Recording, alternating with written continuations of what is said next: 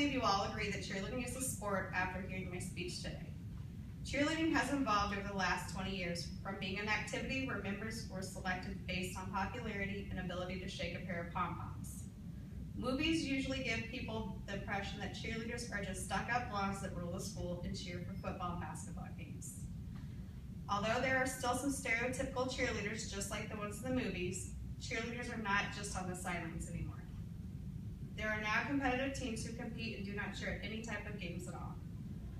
This type of cheerleading is very different than the sidelines and more athletic. Competitive cheerleading is often understated because they make it look easier than what it is. The definition of a sport is an activity involving physical exertion and skill in which an individual or team competes against another. Since society should consider competitive cheerleading a sport because it fits the definition, requires strength and endurance, and considering it a sport would help prevent more injuries.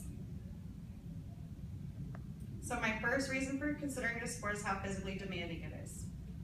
Cheerleaders must be able to do flips, handstands, and throw and catch their teammates. If that is not considered physical, then I don't know what is. In fact, some moves are so difficult it requires teamwork to pull it off. It's non-stop and requires each other to be in the top shape and trust. Cheerleaders jump with their legs, pass their arms in a perfect T. They flip and twist at the same time. They throw people in the air and hold them for more than 10 to 15 seconds. Flyers can pull their legs behind their heads and flip over people, trusting that someone will be there to catch them.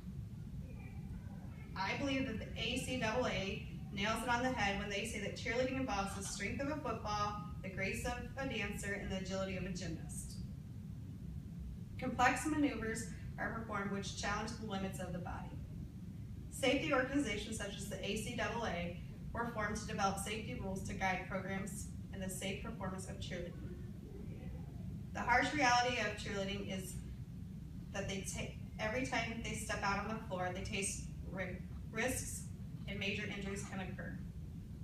While performing stunts and tumbling, according to the University of North Carolina's National Center of Catastrophic Sports Injuries, more females are injured during cheerleading than any other sport. The injury rate is 4 times higher now than in 2010.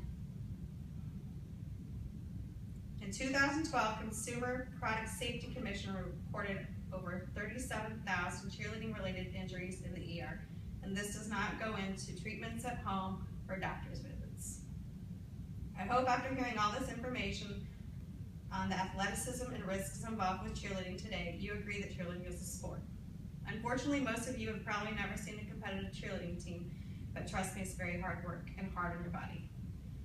Let's not base our opinion on the stereotype cheerleaders. Let's base it on the ones holding other people up the same body weight or more than them, and the girls that are flying being thrown by 4 people at one time, flipping through the air at over 30 feet.